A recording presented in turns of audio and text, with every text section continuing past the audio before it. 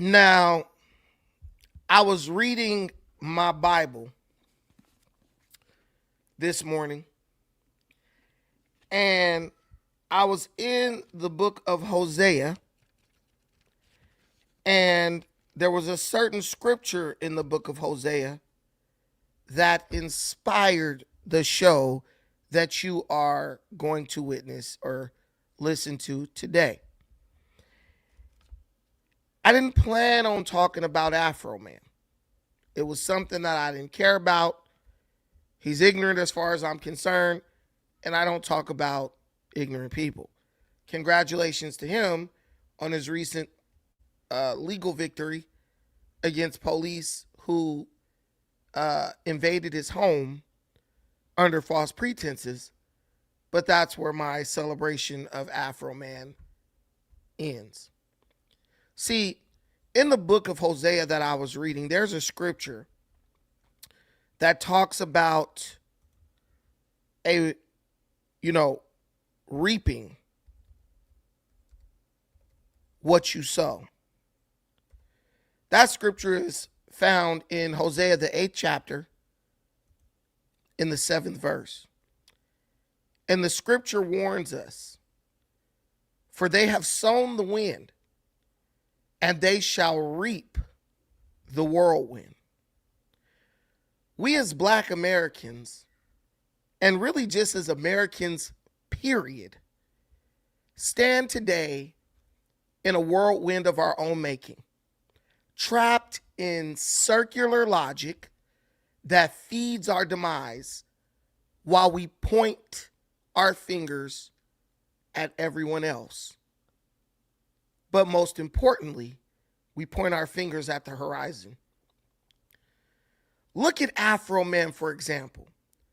A man who built a career on the very culture that we as Black Americans exported, now fleeing California because he can't stomach hearing Hispanic youth use the N-word. We claim to be the architects of global cool, the vanguard of American cultural evolution. If you don't know what vanguard means, that means you're in the front. We claim to be the pioneers of American culture. We pride ourselves on being the teachers, yet we're shocked when the students actually learn the lessons that we teach. How can we consecrate violence, canonize promiscuity, and market vulgarity to the masses only to recoil in righteous anger when other ethnic groups exhibit the exact behavior we taught them? Ask yourself that. You can't pour poison into a well and expect your neighbor to draw up or draw out clean water. Doesn't work like that. We spent 60 years in this community as Black folks, running in ideological circles, moving the goalpost of our own liberation while the field stays the same. From the civil rights movement, everyone's included. We're walking arm in arm with Hispanics, Jewish people, Asians, and everything else, to the buy black, live black, love black, do for self movement, building our own seat building our own table instead of just begging for a seat at the table of others. But that wasn't good enough. Then we had to run, and we left that. I like the buy black movement. I like the do for self. I loved that. That was so good. We had registries for Black owned business. Black folks was traveling to Africa, making an economic bridge with African nations so we could all come up and, create a vehicle to build generational wealth for our children. But oh no, that didn't last long. No, that wasn't good enough. Because working for what we wanted just wasn't cool enough. So we dumped that movement, which was actually working, and we went and chased after the reparations movement. Once again, instead of building our own table like we were with the Do for Self, Buy Black movement, we decided to go once again and beg for a seat at the table that belonged to someone else's. We got a hold to this idea of reparations, and for the last 10 years, it has totally stopped. It has totally bogged down, immobilized Black political movement. For the last 10 years, a decade, we went from having Black, young, youthful looking beards and hair to now we got gray in our beard. And we're just now coming to the end of the reparations nonsense. And now, what do? Do we go back to Buy Black? Like, hey man, we messed up with the reparations stuff. We need to get back to that Buy Black, Do for Self movement, because that was actually working. And there's still a lot of ways where we can capitalize on that. Did we go back to what was working after sojourning through what was failing? No, we didn't. We just jumped onto another movement that's not going to take us anywhere. Now we've latched onto the anti-Semitic, oh, we don't like Israel, pro-communist, yeah, free buses. Oh, the rich are going to pay their fair share. Anti-capitalist, the corporations that we work for and the corporations that give us the ability to feed our family are now bad. We want the anti-Semitic, pro-communist, anti-capitalist, fringe group existence. That's where Black people are today. We went from being pioneers of American cultures to followers of anti-American fringe movements. If you don't believe me, look at how much Black people used to criticize Tucker Carlson. Look at how much Black people used to criticize Alex Jones.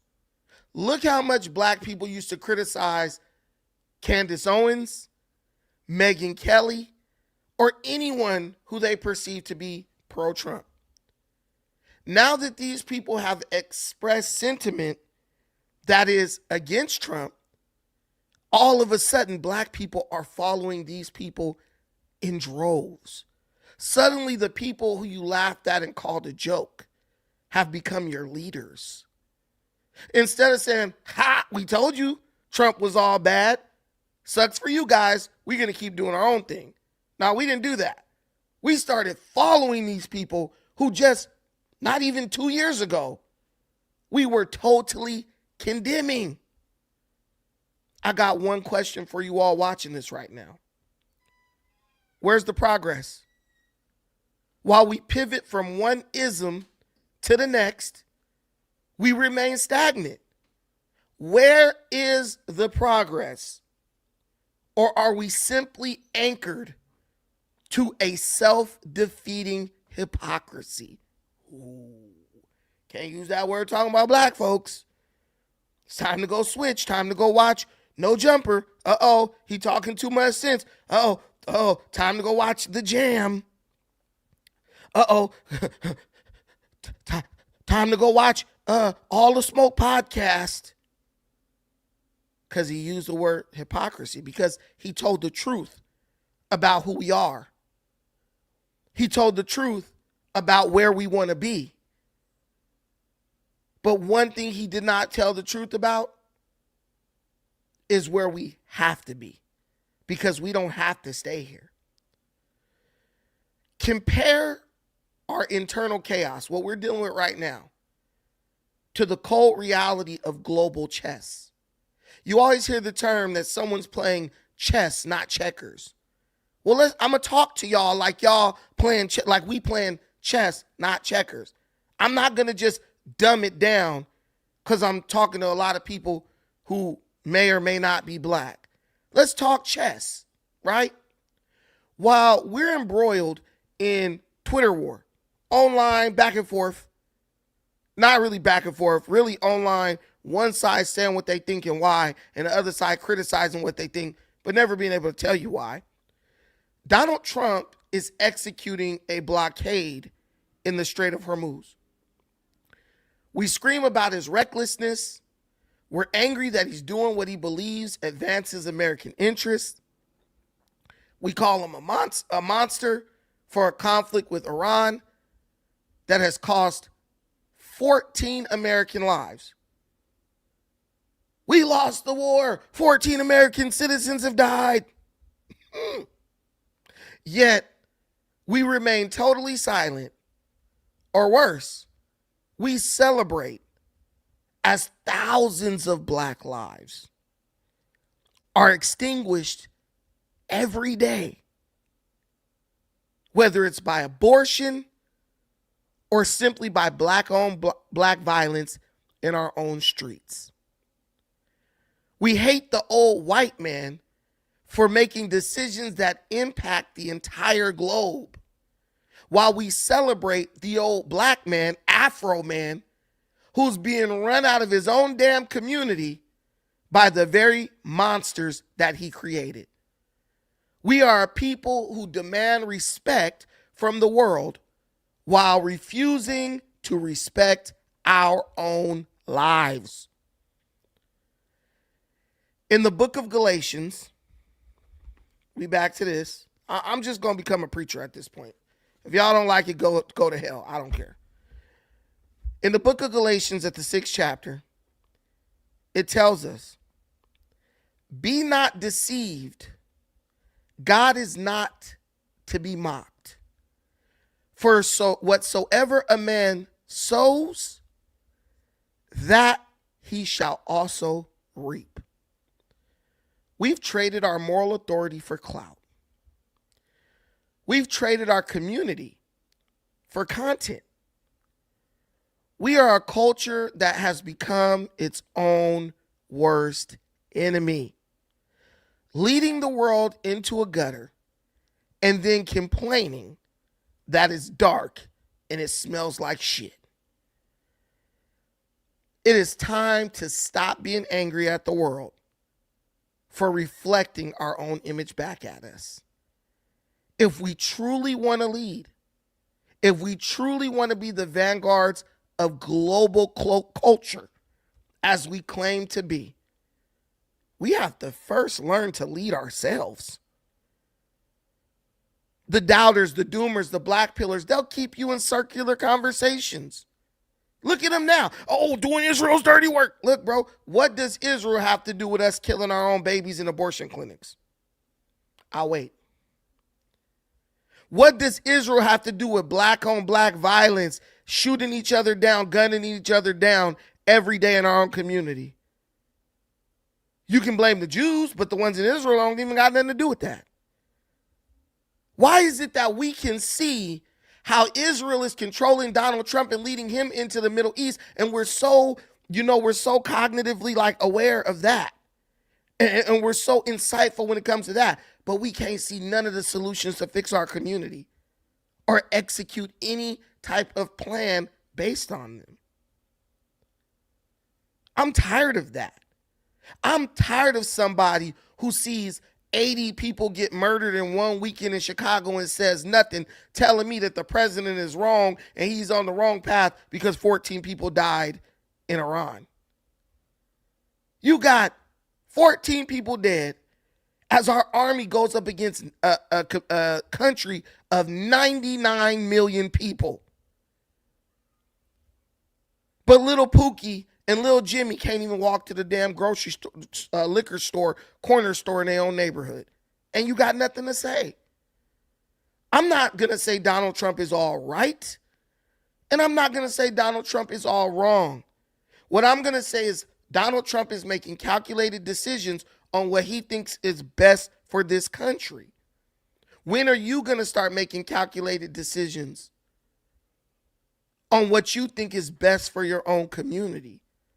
And most importantly, when are we going to start seeing the results of that? There's a very famous quote that says, you can go anywhere in the world and you will never find a statue of a critic. And as African Americans and Americans, period, is that not what we've become? Just a bunch of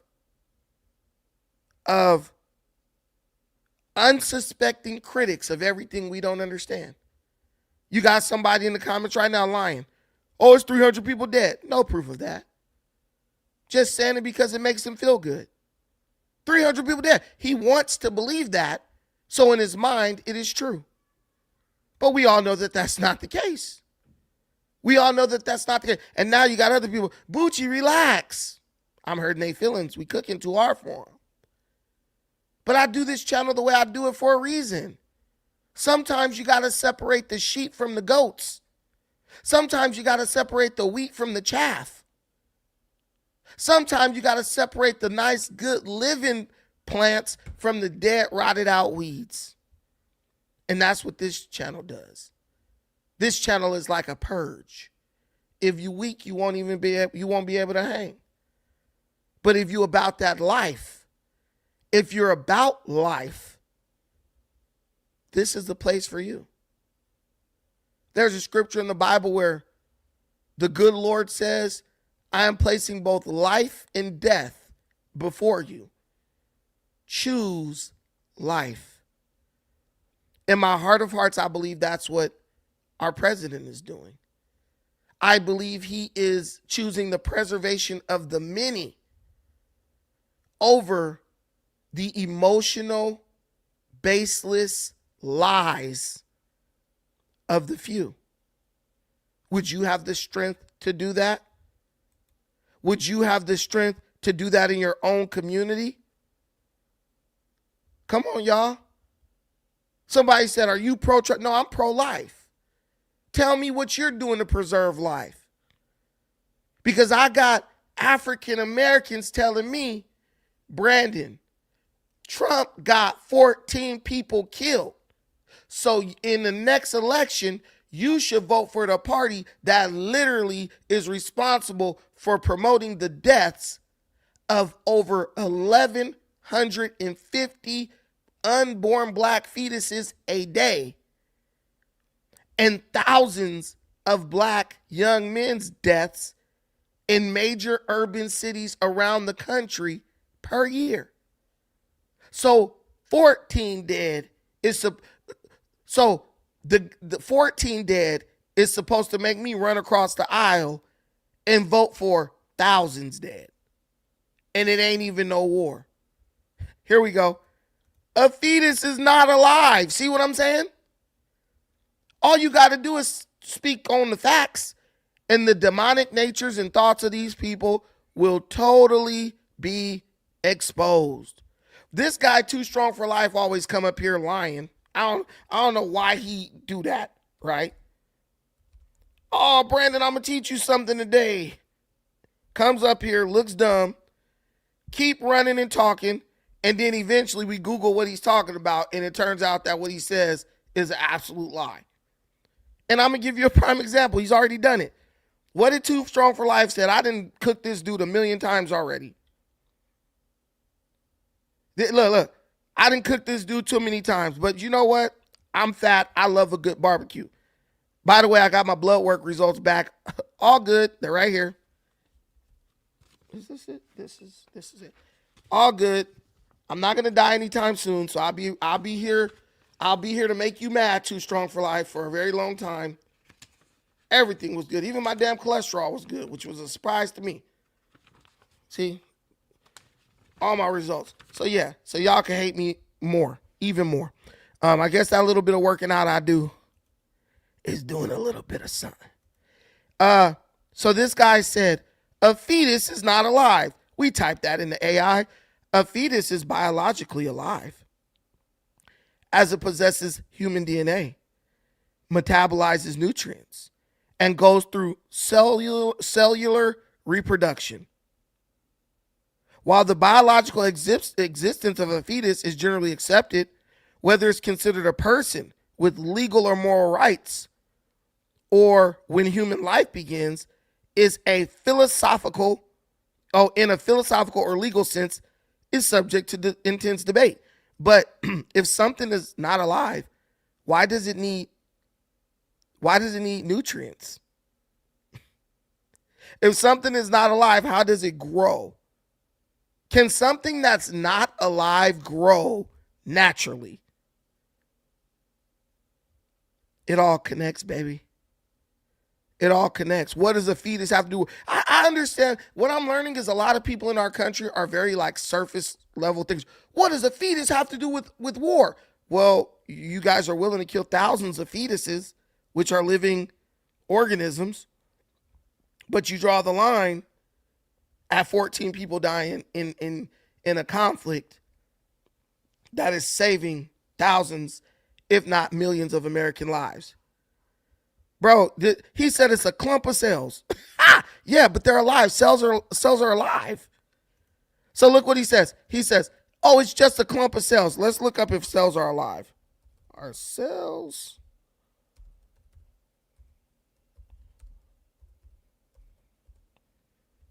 Yes. Yes. Cells are alive. They are considered the building blocks of life. They're alive. They reproduce. They grow. They absorb nutrients. Come on, bro. You losing. You're losing. Did he erase where he said a clump of cells? Boom. Yeah, and even cells are alive. Have you ever heard of the term single-celled organism?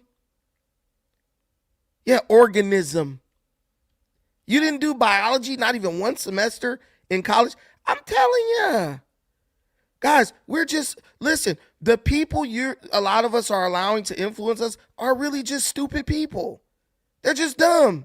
They don't know basics, but they out here trying to influence you in major, very important decisions.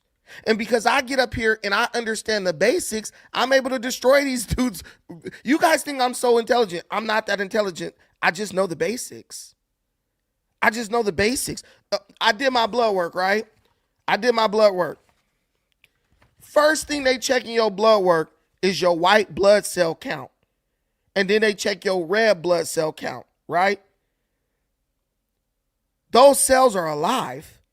This fool said it's a clump of cells. If you got too big of a clump of cells in your body, you will die because that living organism will kill your body because it will take away from you. And it can take away enough from you to where you'll die. That's called cancer.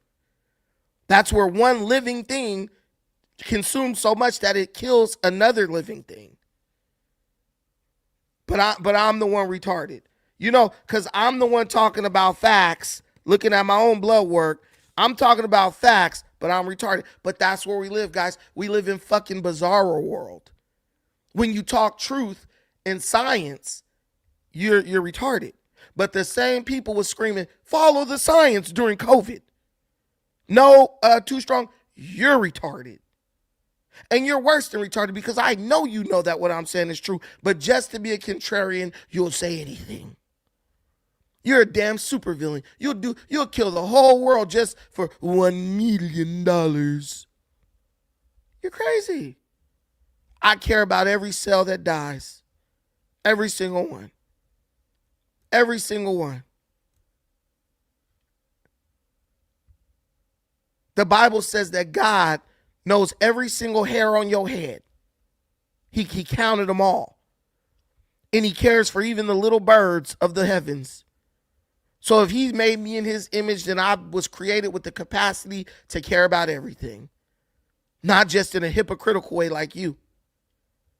Somebody here said Iran killed 40,000 of their own civilians.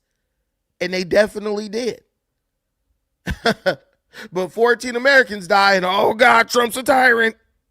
But Iran's a hero, killing 40,000 of their own people. I'm not buying it. And they're exactly where they need to be. They're exactly where they need to be. On the business side of a destroyer's cannons. Getting totally punked by Trump and can't do a damn thing about it. If you like it, I absolutely love it. I can't even get mad.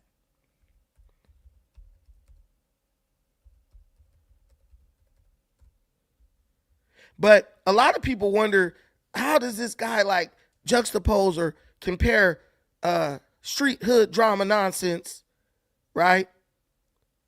To politics. Well, why is Afroman on Fox News? It's definitely possible. But see, we ignored the facts. Everything is politics, really. But we only want to focus on the politics that we think fall in our favor. As a Black American, Afroman totally embarrassed me with his ignorance. And if you're Black, you should feel the same way. And if you're not Black, you should just feel insulted that he got his ass in front of a camera and said, I left California because I got tired of other races saying the N-word. But did he get tired of the other races buying his music where he was living, like where he was using the N-word like it makes his teeth white? So you don't care about them buying, consuming your music. You want them to buy and consume your music where you use the N-word all the time. But if they say the N-word out of admiration for you, oh, that's a problem and you want to take their life. Afroman said he dropped the album partly to pay for his damaged property.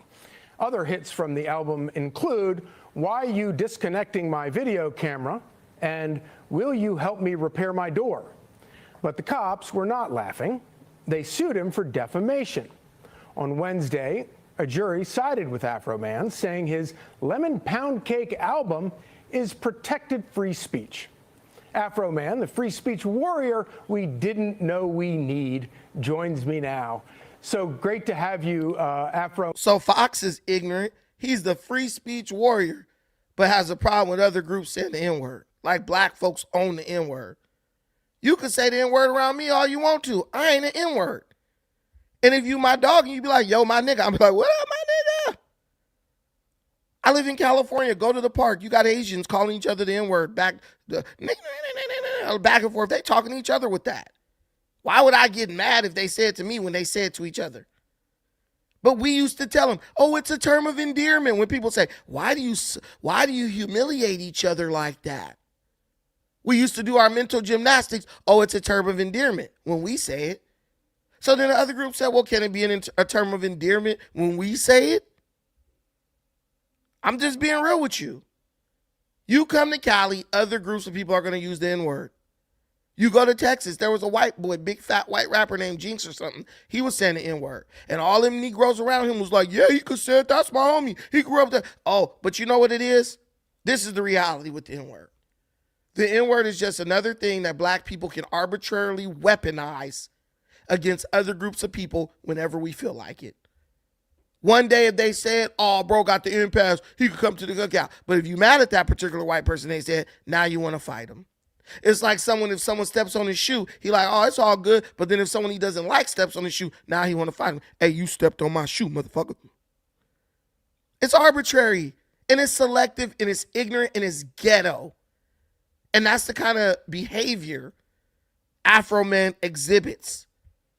But I thought Fox News was racist. Why would a bunch of racists 3 weeks ago, right? Why would a bunch of racists bring up a Black man who won a case against a bunch of white cops? That's what I'm trying to understand. Why would they bring him up? And let's see if this white man sounds racist, like, I really wanted Afroman to lose, or let's see if the white man is celebrating the win with him. Man, and let me begin by saying congratulations on your tremendous victory. Why'd he give him a congratulations? Thank you. Thank you. Appreciate They're it. so racist that a white guy brought Afroman up on mainstream TV to talk about him winning a case against a bunch of white cops on primetime news. Wow, they racist. They racist.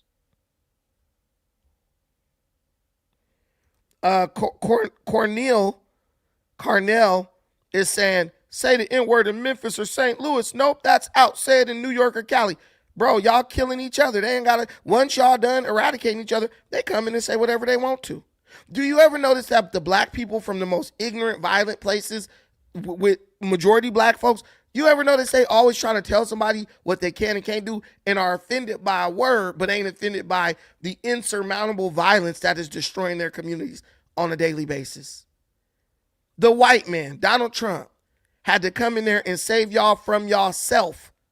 That's how bad and ignorant y'all are. The white man had to come in to stop y'all from slaughtering each other like dogs in Memphis and St. Louis. I know y'all ignorant because I done met 607 Unk. He's an ignorant son of a gun. He's a Hoover, Crip, DD, and all this crap. But all the N-words where we draw the line. Guys, I can't be the only one who is tired of this stupidity and ignorance. I can't. But I'm the one who's in the wrong.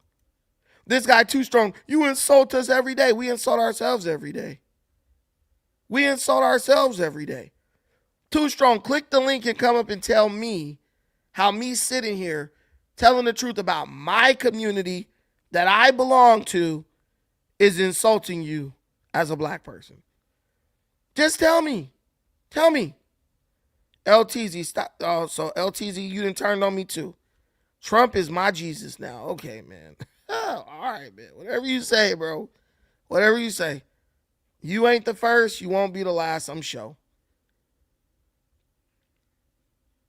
I wouldn't be surprised if a black person just started following Trump instead of following their own community. Because our community is going nowhere fast. Our community is promoting straight ignorance. 24/7. And if you say anything about it, oh, Trump's your Jesus now. You're a coon. You're a traitor.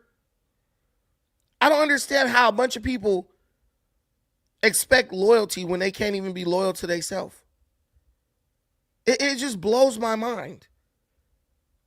We'll be having this discussion to the end of days.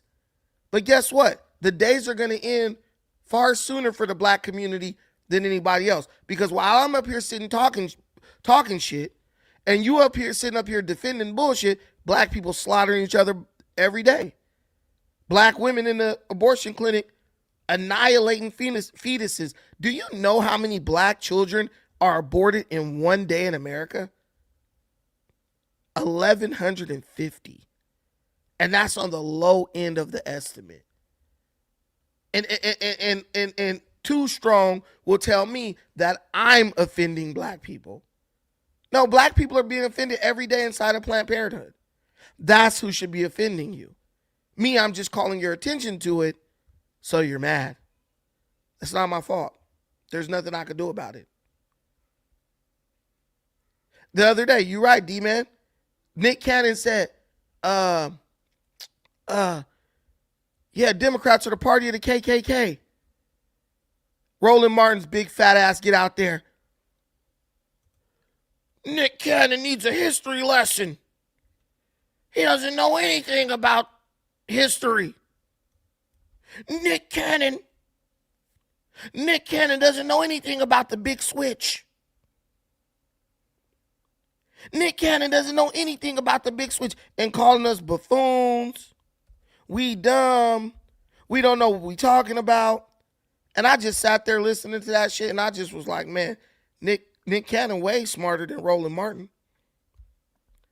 I don't even think Nick Cannon is smarter than Roland Martin. I think Nick Cannon is just more honest than Roland Martin. Just like I'm more honest than Too Strong. Too Strong, I don't know what his problem is, but bro just has a problem with just telling the truth. It's one thing to have an opinion, but when you just have a problem with lying, that's another thing. Roland Martin got on his show, sat up there with two buck broken bed winches, and was like, there was the big switch, and Nick Cannon didn't say nothing about that. And I'm just sitting there like, big switch?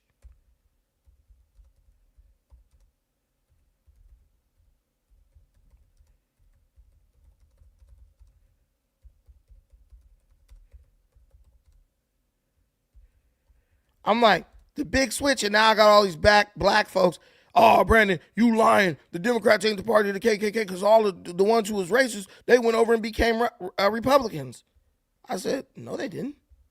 That's a lie. Roland Martin lied to you. Roland Martin lied to your damn face, and you came in my face with your stank breath and repeated the lie and lied to you. And when you lied to me, you disrespected me. I feel like when someone lies to me, they disrespected me, right? We can look at the facts.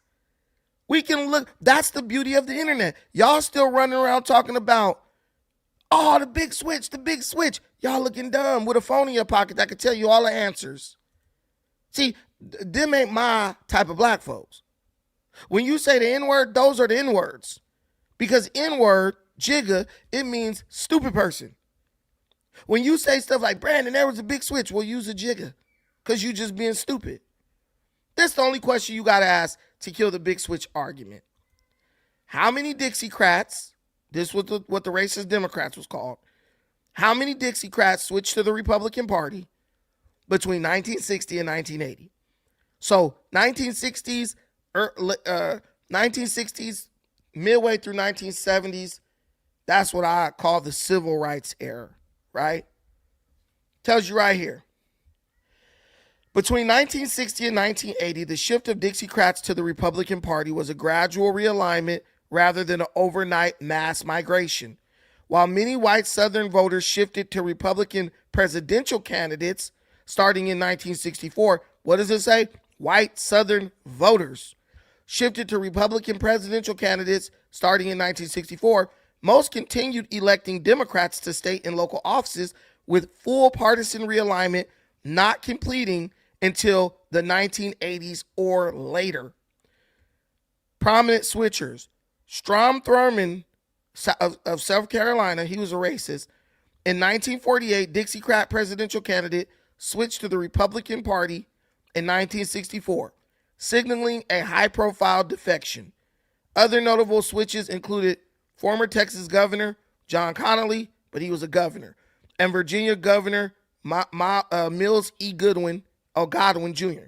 So it was one representative, and then it was two governors. Despite the 1964 Civil Rights Act, of the 21 Democrat senators who opposed it, only one became a Republican. So the Democrats who opposed civil rights, this is what they're talking about. So the Democrats who opposed civil rights, of all those Democrats, all of them remained Democrats, and only one became a Republican. So where was the big switch? The others remained Democrats or were later on replaced by other Democrats, with the South not electing a majority Republican congressional representative until when? 1994. So where was the big switch? It's a big lie. It's a big lie. KKK is still Democrat, because if you look at the Democrat policies, what did Democrats say?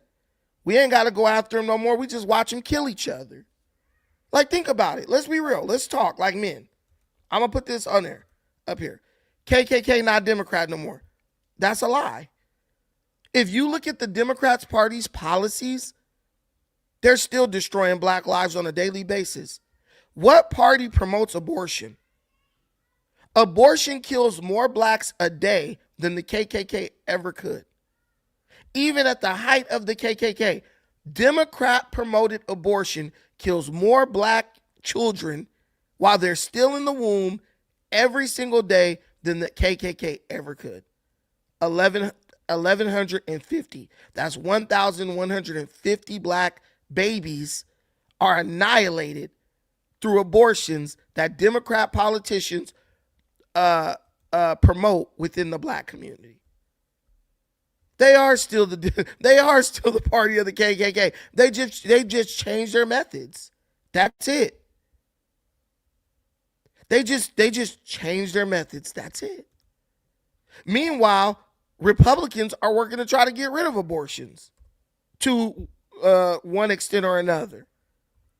They're not saying we're just getting rid of abortions for whites. They're saying we're getting rid of abortions for everybody. I want to show you what I'm talking about. There is only one party who is so obsessed with the idea of Black Death, there's only one party that is so obsessed with Black Death and exterminating Black folks that they were willing to pull an abortion clinic right up to the DNC. At their national convention, they literally had an abortion bus parked outside. If that ain't the KKK, shit, that's better. That's more dangerous than the KKK.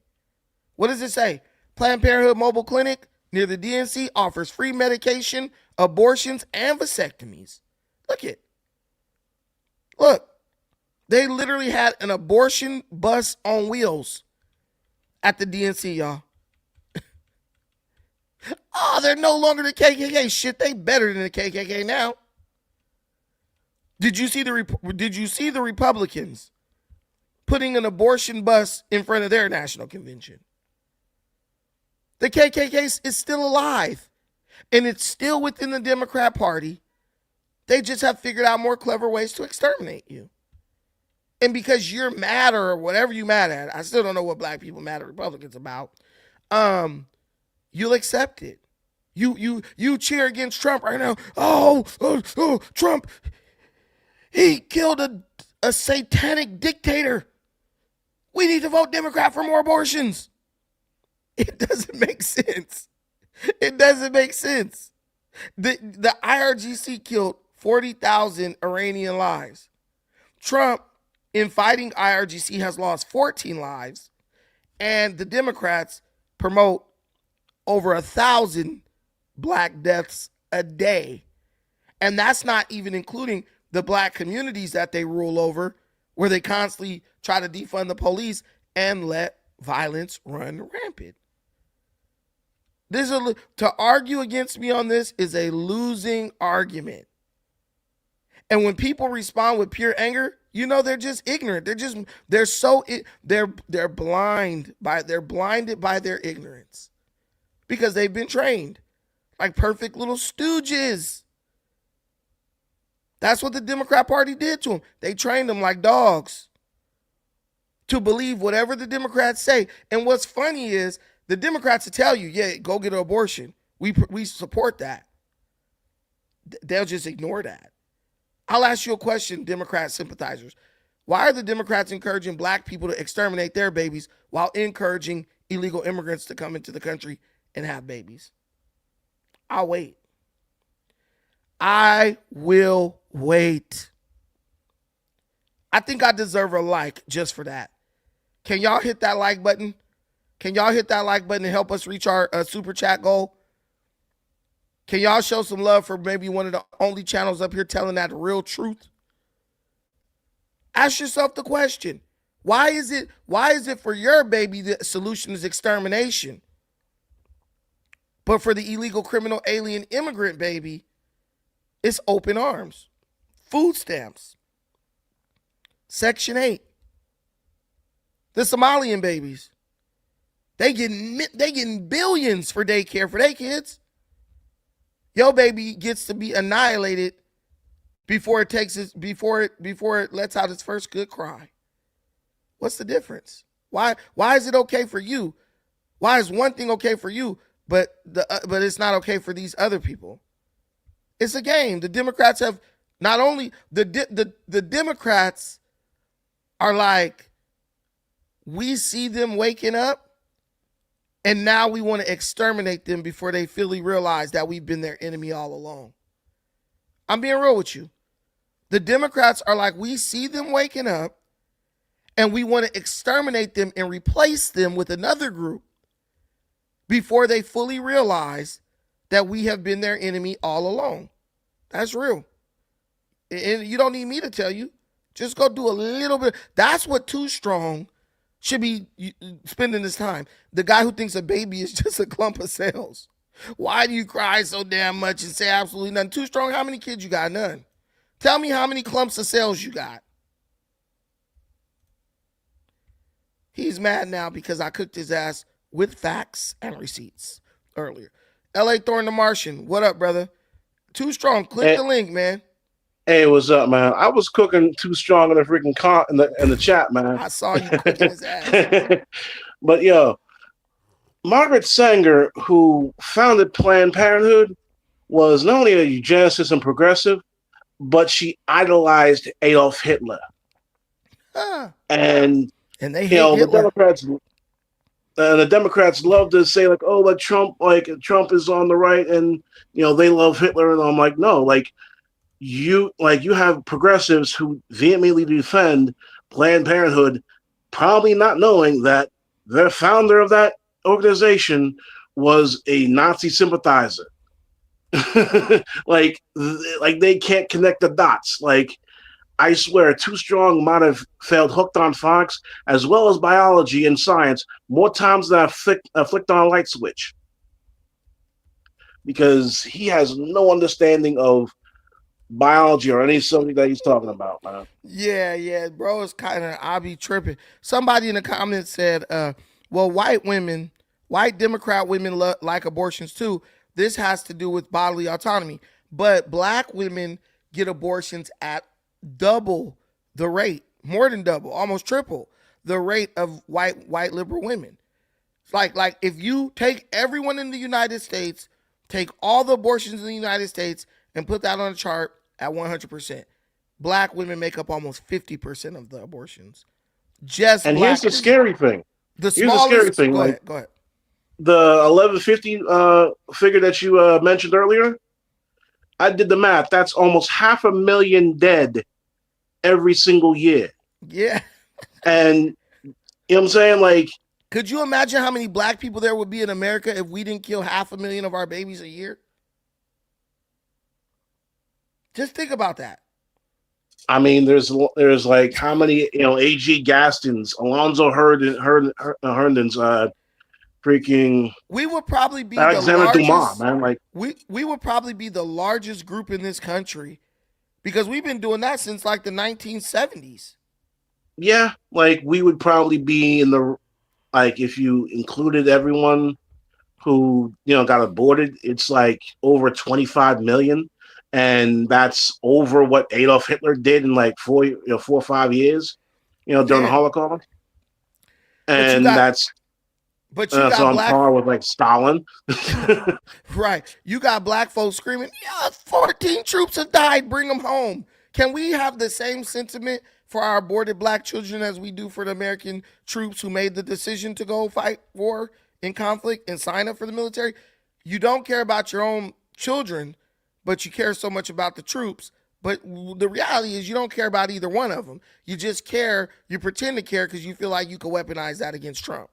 That's the reality of it. What's also sad is that you got people, like women, I saw this, I forgot whose video it was, but like Cardi B invites, people who, women who are pregnant, black women, and they start dancing and freaking, twerking and shit, on stage while pregnant. I'm like, I know for a fact that if a child is born and sees that, they would want to disown the mother. Like, you embarrassed me before I was even born. Like, let me get this question. Somebody told me, you not making no sense. Where's the data? I just did a real quick Google search to show you how lazy our people are, because he could have looked this up himself. You can always look this up to see if I'm lying or telling the truth. I don't get on the internet and lie. This is just a soft search, but this is just based on CDC data from 2021 to 2022. But it says, based on available data from 2021 to 2022, approximately 470 to over 700 black children are aborted daily in the United States. Daily estimates, some estimates based on 2014 data suggested up to 711 or 888 abortions for black women per day, depending on whether CDC or Guttmacher Institute data is used. More recently, analysis of CDC data 2021 to 2022 indicate a range of roughly 470 to over 600 daily. Black women make up approximately 14% of the childbearing population. They account for roughly 36 to 42% of reported abortions. How do you make up 14% of the population, but you getting 40% of the abortions, bro? Those are all facts. You can say what you want. You think bro gonna say, damn, bro, I didn't know. You think King Maggot Brain gonna be a man and be like, yo, I didn't know, bro, that's crazy? Or is he gonna be silent now and go try to hide in his feelings? He's gonna go hide in his feelings so he doesn't have to admit that we're getting fucked over. The Democrats don't need to be the KKK anymore. They are encouraging Planned Parenthood, which man, listen, bro. I love the internet.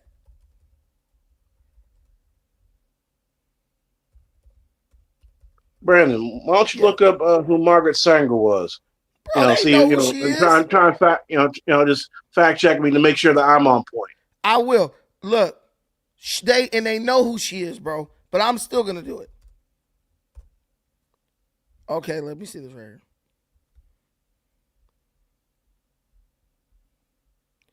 Let's go. Let's do this first. Which party primarily supports abortion?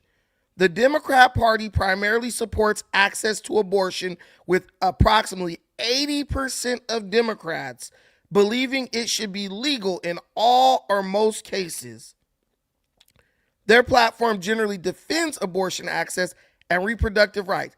In contrast to the Republican Party, primarily seeks to restrict abortion and often supports state-level bans. Oh, two wings of the same bird. No, they're not. One says kill all the black babies. The other one be like, nah, maybe we shouldn't give them, maybe we shouldn't make it so easy for people to do that. And you know what's crazy is that look what he said. Look what he said. Look what he said. No, bro, I just want to check your data and your source. Well, there you go. You can go on AI and it's gonna give you all the sources, but this source is PBS. That's a Democrat rag if you ever had one. That's a liberal rag. But what I'm telling you is you can't be screaming about Trump in my face while voting for I'm a black man. And I'm going to get to the Margaret Sanger shit right now. But look, I'm a black man. So this is how I look at it. Death, black death. Here we go. Trump ain't against abortion, but he wants states to decide. So there are states where black lives are protected from irresponsible behavior. Trump ain't gonna pull up no abortion bus to my daughter's school. He ain't gonna pull no abortion bus up to my daughter's job. If my daughter were to get pregnant, Trump ain't gonna be like, yeah, just go abort it like it's nothing. She'll sit down with her parents and we'll say, you don't have to do that. We got you. We'll help you as much as we need to. If you got to move back in, whatever, we got you. That baby is family now. Win, lose, or draw. We can talk to our child about that. Not some liberal wench who don't give a damn one way or another, just want to see your kid exterminate their baby so she can prove some elusive point. Right? That's the difference. So you can't get in my damn face screaming about 14 soldiers dying, and every day I'm looking at you supporting a party that's killing thousands of black babies daily, and you celebrating it. There ain't no way I'm going to vote Democrat. There's no way. I can't. I might vote Democrat on a local election, just very local. But on a national scale, hell no. Democrats are for the extermination of my people because they give my people the excuse and the resources necessary to exterminate themselves. And that ain't a racial thing, because I be saying the same thing about Hispanics. But I understand that Hispanics have a very strong anti-abortion culture. They're Catholics. Catholics are very pro-life. I think in some Catholic areas of Catholic faith, it's against their belief to even use contraceptives, right? But this is what I'm talking about. As far as Catholics are concerned, I'm not entirely sure. So I think Mexicans, that's why they have so many kids, because they're Catholic. I know that both the Irish and the Mexicans actually are pretty good friends, and they're also Catholic as well. but I know there's also a Protestant portion of Irish too. But yeah, Catholicism does coincide with being anti-abortion. Oh, yeah, here we go. Yes, the Roman Catholic Church formally teaches that the use of artificial contraception is intrinsically immoral and against its doctrine. But see, and let me tell you, black people will reject religion, right? Oh, we don't care about no Christianity and stuff like that. But some of the stuff within religion protects you because they are Catholics and look at their numbers. They're quadrupling black people like nothing. And there was a time when it wasn't even a handful of Mexicans in this country after they got their ass whipped by the United States in the Mexican-American War. But they have a belief system that promotes life. Black folks, we worship the Democrat Party, and the Democrat Party promotes black death. That's the difference. As they say, the proof is in the pudding.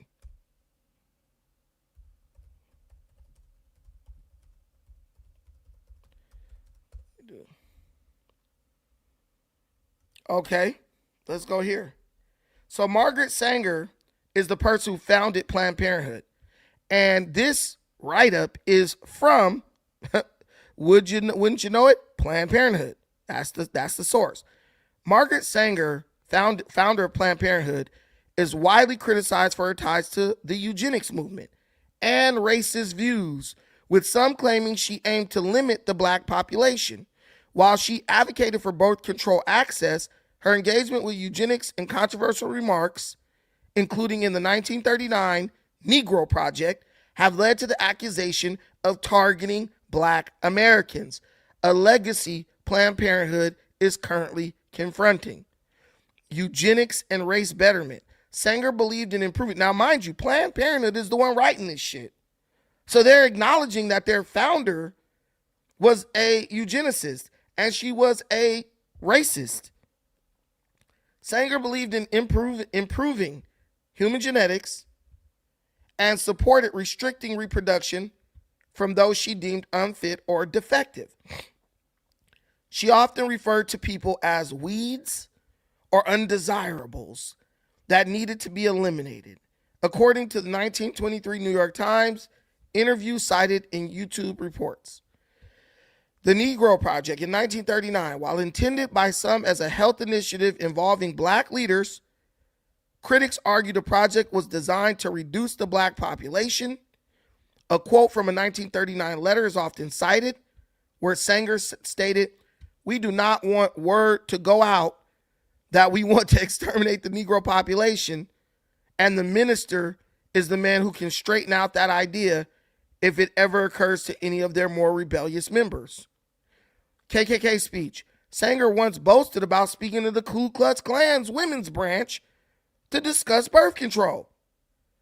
Modern recognition. Planned Parenthood and other researchers acknowledge her ties to white supremacy and eugenics, with Planned Parenthood specifically denouncing her support for such views. Disparity controversy. Detractors such as Ohio Senator Michelle Reynolds argue that history continues to impact health disparities, citing that black women face disproportionately higher rates of abortion. So there's a woman, I got to look her up and send her campaign some money. So there is a black woman who is a senator, or I don't know if she's black, maybe she's white, I don't know. But there's a woman who's a senator who's sitting here saying she's pointing this out. So the Democrats in Congress, they know what Planned Parenthood is doing. Because there's a senator in the Senate, well, she's in the Ohio Senate, but there are politicians who are pointing out, damn, more black people getting aborted than anybody. Is it a coincidence when the founder was a racist? Is it a coincidence? Go ahead. I also want to bring up that another eugenicist was actually a former United States president. And guess who it was? Oh, was it, hold on, don't tell me his name. The one who signed the Civil Rights Bill. Nope. Who was it? Woodrow Wilson. Woodrow Wilson. God damn. And my sister goes to, my daughter goes to a school named after Woodrow Wilson. Yeah, and he also resegregated the United States government and military too while he was in office. Yeah, that's what I'm saying, man. It's crazy, but this is who they want me to vote for. What has Trump done that should make me vote for people who not? Somebody posed, well, over half of Trump's candidates has direct ties to white supremacist leaders. What is direct ties? The Democrats have passed legislation that they know will lead to the eradication of black babies. The Democrats passed legislation to give government funds to Planned Parenthood every year. And Planned Parenthood go right into the black community, put up posters and billboards, set up clinics, put out abortion buses, and get to their job of exterminating blacks. And I'm not making this a race thing, but why the hell would the damn pig vote for the goddamn farmer when the farmer gonna slaughter him and make bacon out of him? That's what y'all want me to do. All I'm saying, if I support Trump, I want y'all to be like, you know what, bro? I don't agree with bro, but I understand where he's coming from. But our people don't even try to understand. We don't even try to understand each other. Bro, tell me why you really support this dude. And if I say, well, bro, why you really don't support him? What is more racist? Saying I hate black people or literally exterminating black people? Because a person could say a lot of shit, but that doesn't mean they're acting on it. But when you talk about Planned Parenthood, they are literally acting on the will of their founder. Oh, we denounce her, but we're still performing a largely disproportionate amount of abortions on black children and women than we are on anybody else. At this point, they should be like, yo, we gotta like stop like black abortions for a while, because if we don't, you guys are gonna have a negative birth rate. They don't. They just do it even more. They ask for more money to do it.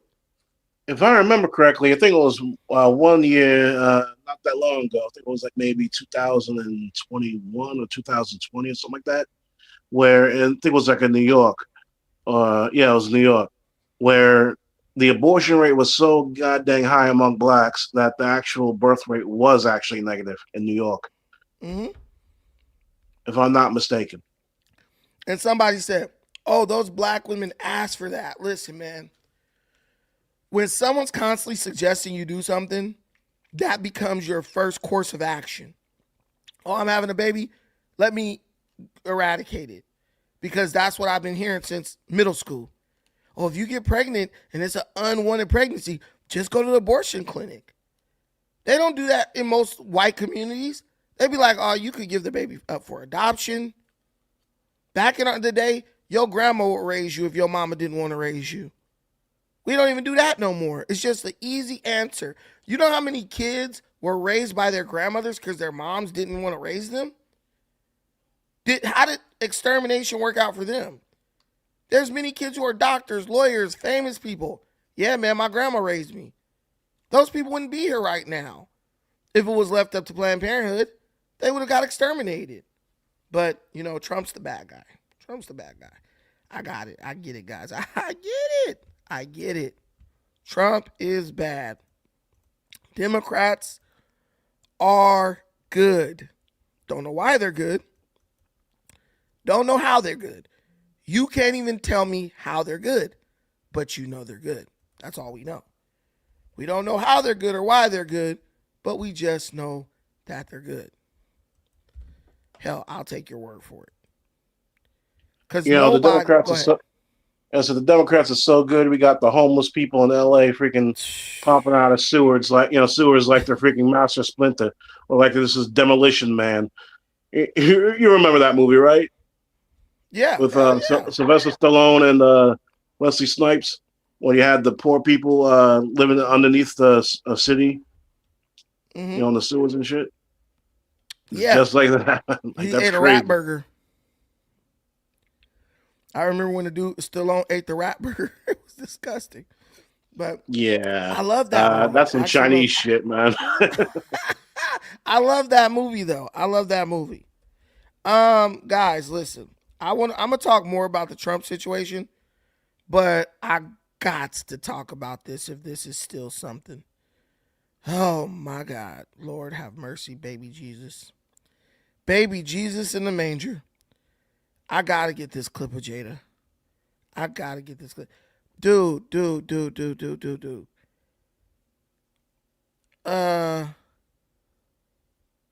Jesus, I want to play this. Man, listen. We all remember when Will Smith slapped the shit out of Chris Rock on stage at the Oscars, right? And we all remember that that Chris Rock told a joke about Jada being bald-headed, and Jada giving that infamous eye roll at Chris Rock, and her looking over at Will like, oh, so you just, she gave him that look, oh, so you just gonna let him talk about me like that? And Will got up, risked his career, slapped the dog crap out of Chris Rock, and said, keep my wife's name out of your mouth, blah, blah, blah, blah, blah, right? And everybody was like, yo, despite all the humiliation, Will Smith still stood up for his wife. And we admired Will a little bit while thinking he's crazy. And we were looking at Jada like, damn, man, maybe she'll see that bro really loves her and she'll get on the straight and narrow. And for a little while, Jada was kind of like, yeah, shit's good. My man stood up for me, blah, blah, blah, blah, blah, right? And yeah, man, now, a couple years later, I guess Jada got tired of not being in the spotlight. But Jada is totally disowning Will over that situation. She's coming out like, we weren't even together. We haven't called each other husband and wife in ages. And he was wrong for doing that. Why did she come out with all this condemnation in the moment? Now, all of a sudden, she didn't flip the script. On Oscar night 2022, Will Smith slapped Chris Rock after Chris made a crack about Jada's hair. I could tell it bothered you. You did an eye roll. Right. Yeah, and I did that eye roll not so much for me, and I think this is really important, but the fact that there could be a jab at alopecia. This woman is a demon. He talked about me. I rolled my eyes, but I didn't roll my eyes for me. When people talk like that, don't trust them. Kick them out your house. Don't be around them at all, because that is a person who is dealing with psychosis. The person shot a jab at me. It was a comedian. They take jabs at people all the time. But when I rolled my eyes in that moment, it wasn't because I was offended or hurt by it. When I looked at my husband like, you ain't gonna do nothing, it wasn't because I wasn't offended or hurt by it. It's because I felt he could take a jab at alopecia. This lady is a freaking diabolical liar. Will then went on a profane tirade warning Chris not to mention his wife's name. Jada couldn't believe what she was hearing. What is going on? Now, first of all, I'm really shocked because, mind you, I'm not there. We haven't called each other husband and wife in a long time. But I'm like, what is going on right now? Keep my wife's name out of your mouth, right? Y'all still married. But now I'm really worried for Will because I don't know what's going on. What viewers did not see at the time, while Oscar clips were being shown, was Chris Rock leaning over the stage to talk to Jada. And Chris looks to me and he says, Jada, I meant no harm. Now, I'm just out of it because I'm really worried about And what's Will doing? He's just sitting there? And Will's still talking. He's like, because now he's mad because Chris is talking to me. And I go, Chris, this is about some old shit. That's all I could think to say, right? And I couldn't really take in his apology. How unusual for Will, a guy who, I mean, on that kind of stage to do something so insane. Absolutely. It's totally out of character. It's not him whatsoever. And to Jada's surprise, she was also blamed. You became the bad guy. Look what Jada made him do. Jada rolled her eyes, and look what he did. He ran up there and hit. Let me tell y'all how I'm going to nuke this right now. If you wasn't offended, why didn't you just laugh at the joke? If you didn't want Will to get offended, Why didn't you just laugh at the joke? If she would have laughed at the joke, everyone would have been like, oh, it's a joke. She ain't even taking it like that. That's how you know she's lying. Oh, I couldn't even take in his apology, but she wasn't offended. If you weren't offended, why did you need to be worried about Will to the point where you couldn't take in the apology? This woman is a liar, man. She's a straight fake skank. Lying. If you're not offended, you would laugh at the joke. If someone makes a joke on me, oh, you fat, I'm like, this nigga crazy. Right? I might talk some shit back, which is what a black woman would traditionally do, right? She was offended. She was hurt. She couldn't say anything about it, and she wanted Will to go up there and do that to bro. She didn't even stop him. Jada is weak as fuck. Stop it. She been weak. Chris. She ain't been cute since she played Peaches in Low Down Dirty Shame. Yeah. Poor Will. That's what the narrative became. Yeah. She says that's because 2 years earlier, Jada discussed what she called an entanglement on her show, Red Table Talk.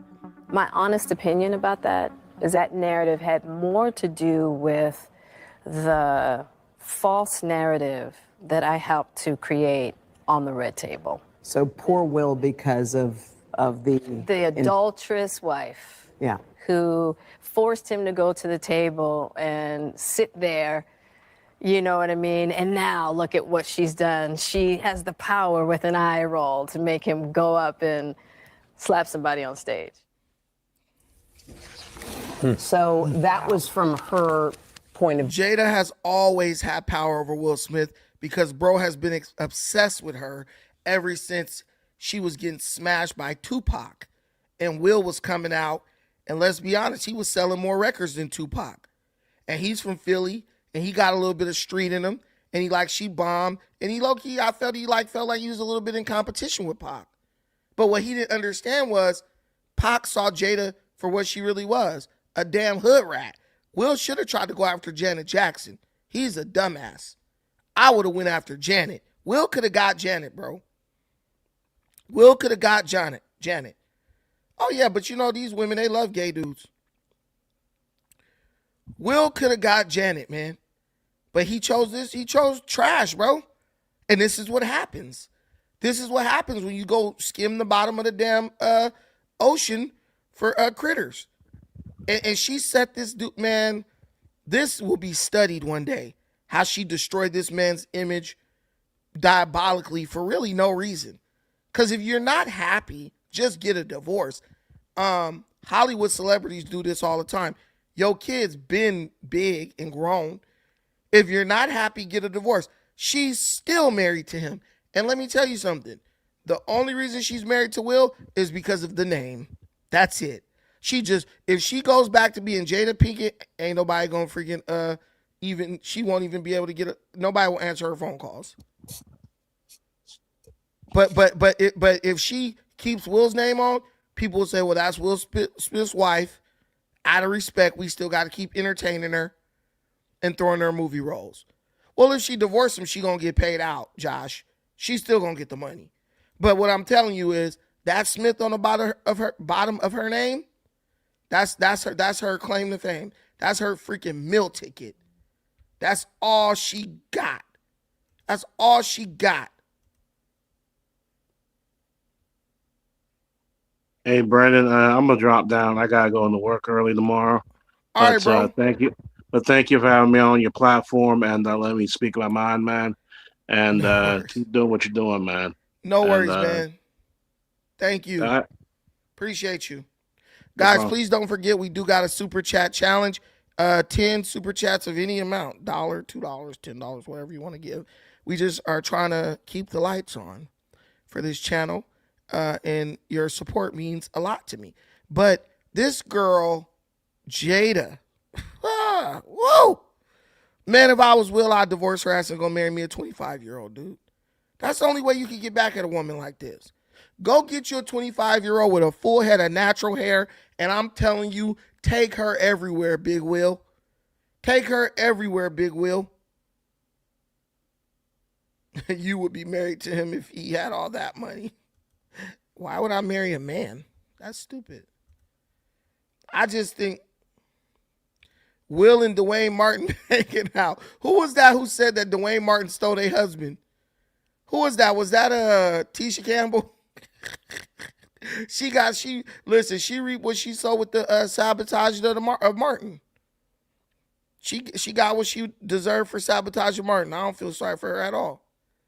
I don't feel sorry for her one bit. A lot of people have been telling me on the other stream, on the horizontal stream, they've been saying that, the vertical stream, they're saying my face is too close to the camera. I'm pretty far from the damn camera.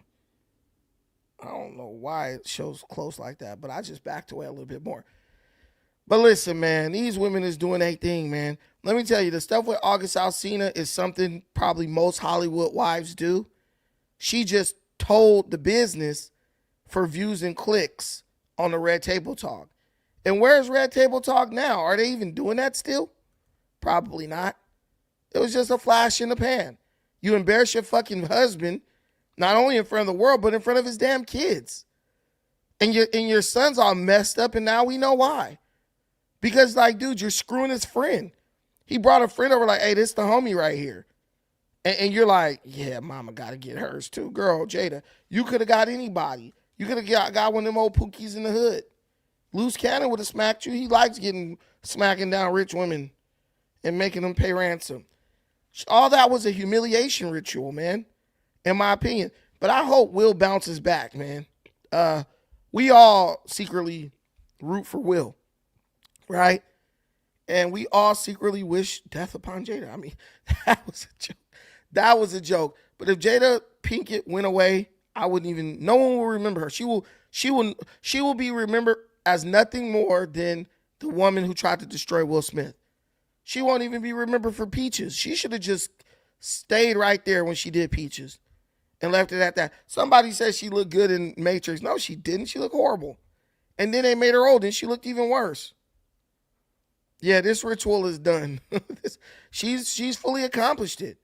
I mean, you know, when you travel the world, which is what Will Smith has done or is doing, you know you've just hit your limit.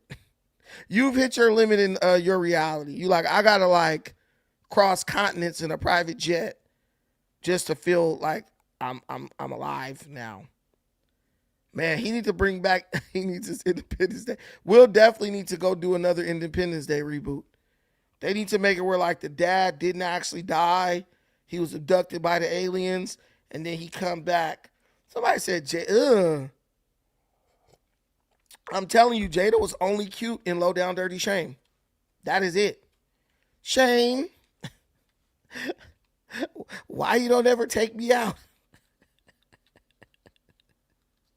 I got you stealing CDs, stuffing CDs in your bra. But yeah, Low Down Dirty Shame. You don't know that movie? If you don't know it, you better watch it. Watch it tonight. Watch it tonight. Hey guys, tell me something. Do you guys like my introductory monologues? Do you think the monologues are dope at the beginning? Or do you guys think I should just get straight into the topics? Like, Brandon, we don't want to hear you. She's weak, bro. You tripping. Now look at her head, bro. She got that shit slicked down to the sides. She got that shit slicked down to the sides like a butler. There was a character on Darkwing Duck. I don't know if you guys remember Darkwing Duck. There was a character who used to have his hair just like Jada. Oh, man. Maybe I'm thinking of the wrong cartoon. There was a character who used to have his hair slicked down like that. Slicked down on both sides. Dang, I might be the wrong cartoon. But that's what Jada hair remind me of when I think about it. I'm just like, what is this lady doing? She's just annoying. Because, like, let's be real. The reason why we can't stand Jada is because all of us have a Jada in our life. Whether it's our mother, sister, female friend, or acquaintance, all of us have a Jada in our life. Like that woman who's supposed to be like your biggest fan, but they want to take shots at you any chance they get. They're secretly angered by your success. And you're just kind of like, why are you mad at me? Why are you mad at me for being successful? Like, why does my success hurt you or offend you at all? And they don't know. They don't know. All they know is they're a damn hater, but they can't explain why. And you literally look at these people and you're just like, little do you know, I would give you the shirt off my back if I could. But they don't care about that. You know? Who was the vampire dude? What are you talking about? That was freaking Eddie Murphy, vampire in Brooklyn. Bro, you're not really black Loki. What the hell is wrong with you, bro? Jada Pinkett is horrible, though. She pissed me off with that. Just disowning, bro. Oh, Blade. No, he wasn't. Blade? What? Man, all right, man. Whatever.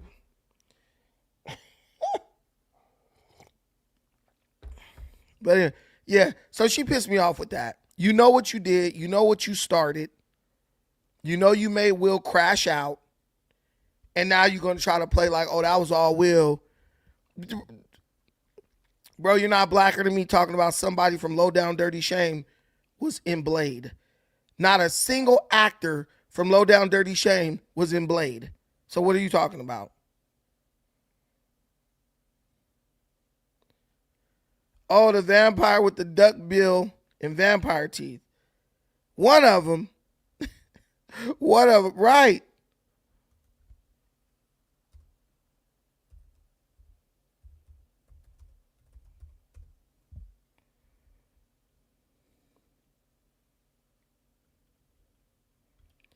I could be on the wrong show. But there's one with where the hair is slicked down. Hey, whoever thought, if you ever saw Low Down Dirty Shame, whoever thought that Jada would go from being Peaches to being Wayman. Now her hair look like Wayman hair.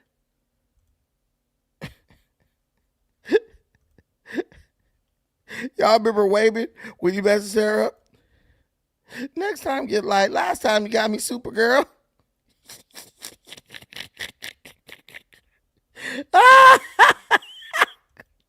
She literally looked like bro now.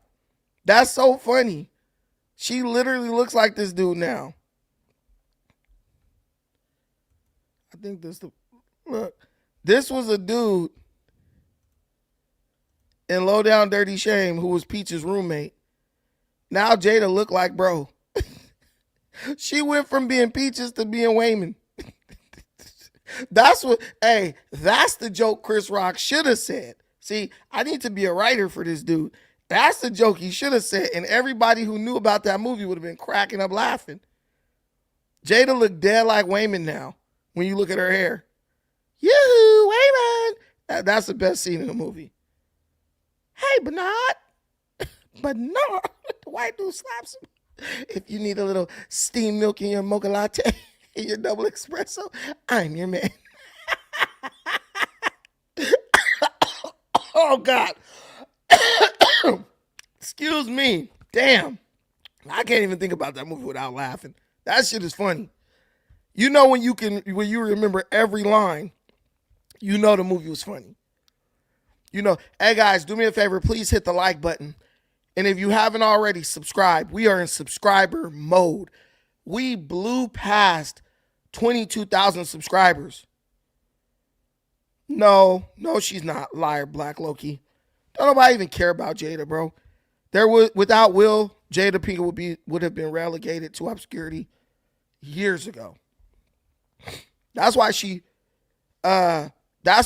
quickly ran and had all them damn kids by bro. Because she knew that was it for her, bro. That was it for Jada. You can't even name the last movie Jada was in. I know you, Black Loki, I know you're trolling, bro. You're not even black for real. I know when someone's trolling. But guys, look, we got 6 minutes left.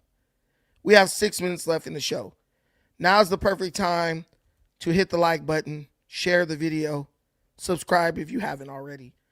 Leave a contribution if you are in position to do so. We have Super Chat feature down at the bottom right-hand corner. We also have Cash App and or PayPal. The links are posted at the top of the chat. Also, if you guys can hype the video when it's done, that would be appreciated.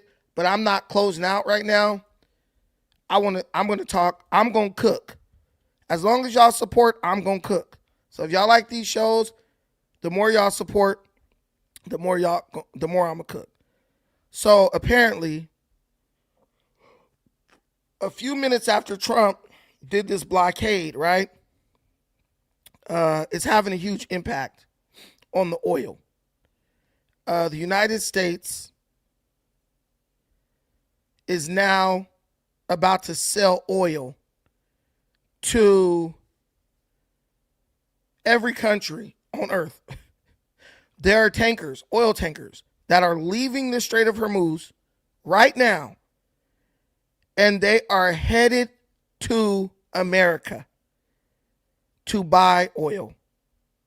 Trump's master plan seems to have unfolded, and now the United States is supplying oil to a bunch of different countries. And apparently, this has Iran straight up begging for mercy. Iran is on some old school 50 Cent shit, beg for mercy. And I don't know why these damn Iranians even want to play this game. He said, you hurt my feelings. I'm trolling. There's always the niggas trolling who feelings be hurt. So we can close on this note, but I got to see what's going on with this. So is there a next step? Are there more talks coming? Do they happen in Pakistan, and are you leading them? Well, it's an interesting question, Brett, and I think fundamentally it's a question that would be best put to the Iranians because the ball really is in their court. We've made clear where we're willing, again, to be accommodating, and we've made clear where we absolutely need to see the nuclear material come out of the country of Iran. Now, what's interesting, Brett, about this is that in the process of doing this negotiation, I do think that we acquired some knowledge about how the Iranians are negotiating. And this is ultimately why we left Pakistan, because what we figured out is that they were unable, I think the team that was there was unable to cut a deal, and they had to go back to Tehran, either from the supreme leader or somebody else, and actually get approval to the terms that we had set. So again, whether we have further conversations, whether we ultimately get to a deal, I really think the ball is in the Iranian court because we put a lot on the table. We actually made very clear what our red lines were. We also made clear, Brett, that we actually would be very happy. The President of the United States has said he would be very happy if Iran was treated like a normal country, if it had a normal economy, if its people were able to prosper and thrive.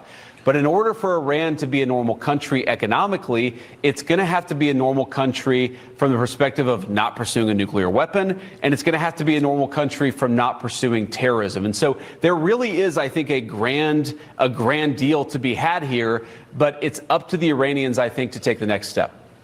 Boy, oh boy, oh boy, oh boy, oh boy. So we got to talk about something.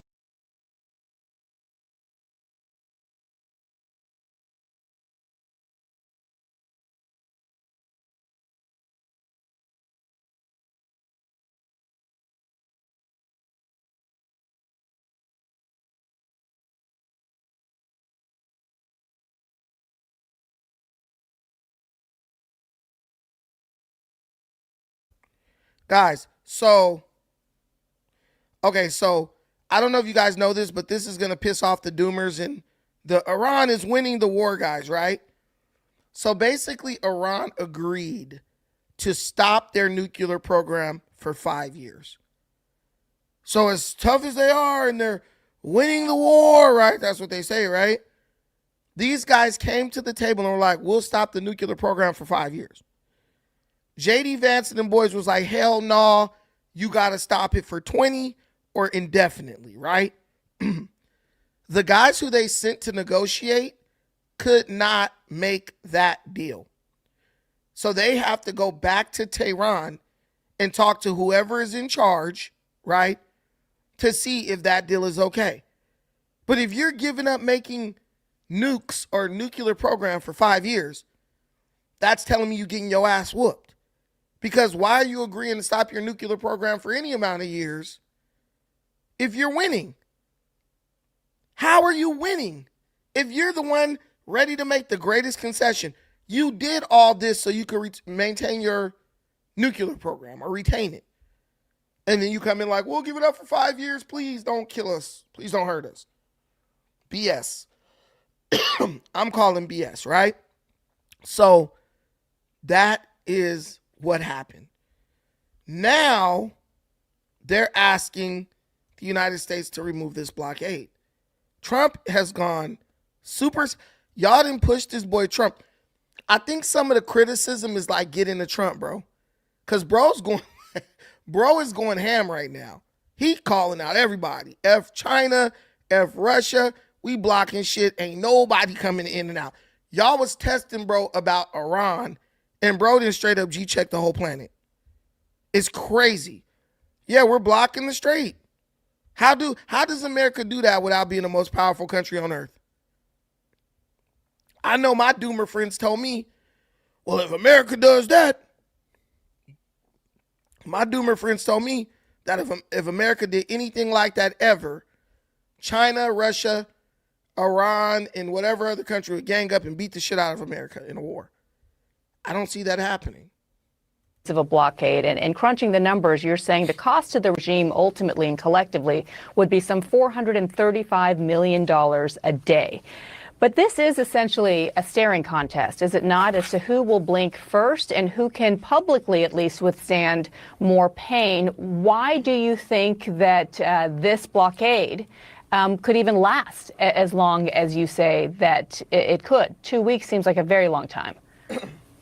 Hi, thanks for having me. No, I mean, it is unclear how long this blockade is going to last, what U.S. governments and allies and partners, but how long they can sustain this blockade and how effective it would be. It's obvious that Iranians or Iranian regime is going to really escalate now, whether through targeting the flow of commerce in the Strait of Hormuz or even going after some of these oil production facilities in the Gulf. So that's a possibility. Now, at the same time, the numbers that you laid out, Iran has about, $280 million a day of export that goes out of the Persian Gulf and Strait of Hormuz. About $160 million in import that comes back a day. So you're cutting that out. And if that is not happening, then what's going to happen? Iran's going to have to store its oil that is extracting on offshore storage facilities or on tankers. And, I think within 13, 14, 2 weeks, Iran's going to run out of the ability to store oil. And then they're going to have to drop their extraction, which is going to pose a permanent long-term damage to its ability to extract oil. And that can lead into some kind of a friction within National Iranian Oil Tanker Company, National Iranian Oil Company, labor strikes. And as a matter of fact, it's the regime's ability to pay salaries of its government employees. If they can't collect taxes because they can't sell metals, they can't sell petrochemicals and petroleum because they can't produce any, that is going to really hurt them really bad. We can also account for regime's ability to continue paying salaries. And we're daring them to actually do something about it, military. So if you listen to what bro said, I mean, the doomers, the black pill, they were wrong. Trump has Iran totally shut down. They can't sell any oil. So their country is hemorrhaging money. They're losing hundreds of millions of dollars a day. So now Trump is forcing them to make a deal. If Iran is winning, how is this possible? This is why I can't agree with y'all. When y'all be like, Brandon, this and that. Oh, Iran is this. I'm just like, how? I'm a very logical person. So you have to explain it to me, right? You have to explain it to me. But you're not explaining it to me. So I think you're just gaslighting, or it's hopeism. It's coping.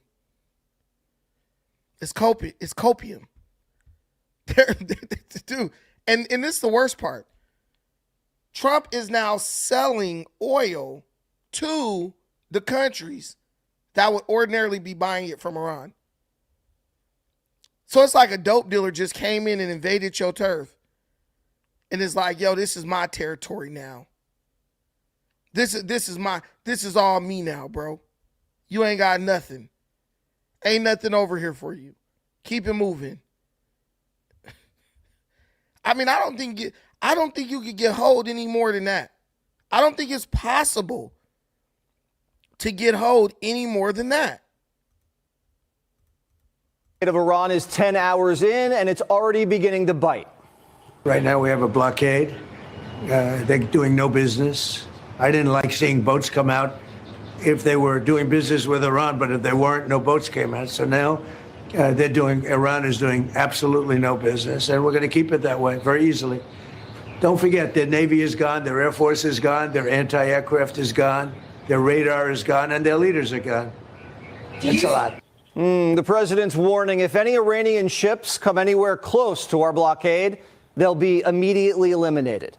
U.S. Marines are ready to board Iranian oil tankers, and CENTCOM's ready to neutralize any Iranian fast attack boats that slip into the strait to cause mischief. One of Iran's surveillance drones flew too close to one of our destroyers, and we blew it out of the sky. And 2 tankers flying under false flags on their way to China were already intercepted and turned away. This is completely reversing everything Iran did to the strait. Now, every nation's ship in the world can sail out except Iran's. 15 American warships are involved in the operation. The mission to free the strait got underway this weekend when 2 guided missile destroyers sailed straight up the gut.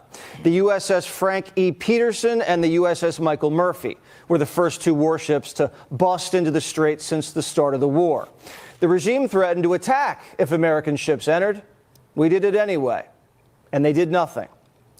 And we're about to start clearing the strait of mines, so oil tankers have a clear path out. The Iranians dropped some mines into the strait, but they forgot where they put them. But we have some tools at our disposal, like our Kingfish drones. They're shaped like a torpedo and use sonar to map the seabed and locate hidden explosives. Our knife fish mine hunters scan the seafloor too. We also have basically remote-controlled jet skis, mine hunters that search the water's surface. Our littoral combat ships deploy a wide variety of anti-mine packages, even Seahawk helicopters that can spot and destroy mines from the air. Soon we might have backup. Is it your anticipation, Mr. President, that other countries will assist in this effort to blockade Iran and those? Yeah, other countries are going to also. Which countries? Matt, we don't need other countries, frankly, but they've offered the services. We'll let it be known probably tomorrow. The Royal Navy has minesweeping ships, but the Brits are being persnickety. They're hosting another meeting with the French and others about if and when they'll lend us a hand. To me, this is the biggest development that comes out of this whole situation. We're basically learning in real time that NATO is not going to help the United States. And they keep saying they're not going to help us because they don't believe in the reasons for this conflict. But in reality, they can't help us. They can't help us because they've given all their money to illegal immigrants. They've dedicated all their spending to taking care of illegal immigrants who have illegally entered their country. So they don't have the money to even run their ships because for all these years, they've been operating like, yo, the United States is going to do it for us. We don't have to do anything because the United States is going to do it for us.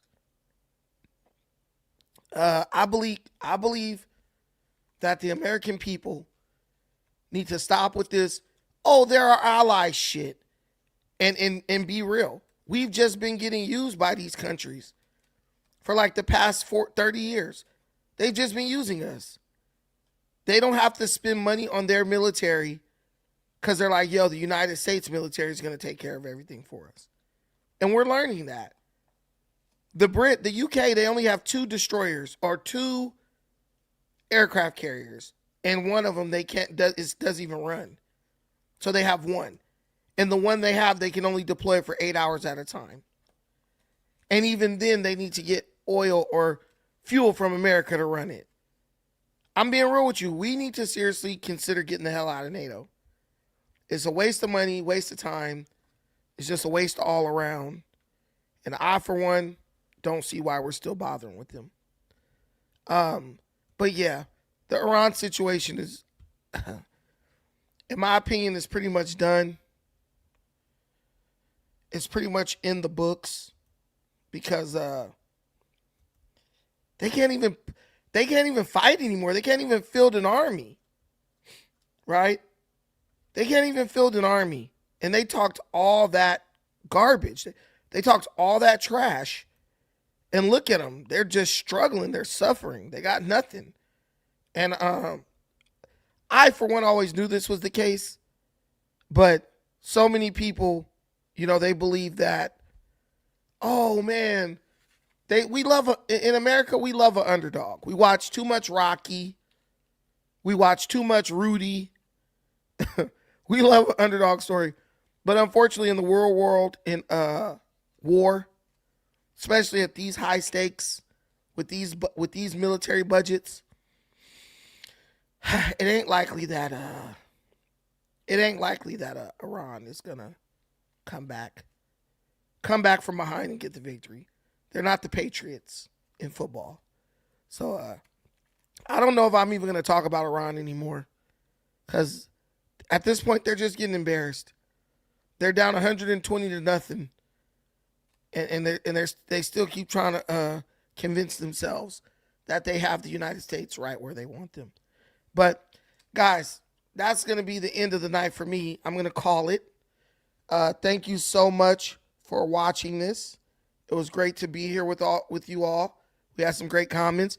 Please like the stream if you haven't already on your way out. And subscribe if you're not already subscribed. Look forward to seeing you all tomorrow. Look forward to some more videos. Also, go watch my video about Diddy. I posted another video about Diddy. Diddy is fighting for his life right now. He has filed an appeal. He just had his appeal hearing like day before yesterday or on Friday. And we are waiting to see what the judges are going to rule on that. I ate dinner like 3 hours ago, so I'm going to finish watching this movie I was watching. But thank y'all. And guys, feel free. I'm going to put my WhatsApp number on here. Feel free to hit me on WhatsApp with any content suggestions. 1645 on WhatsApp.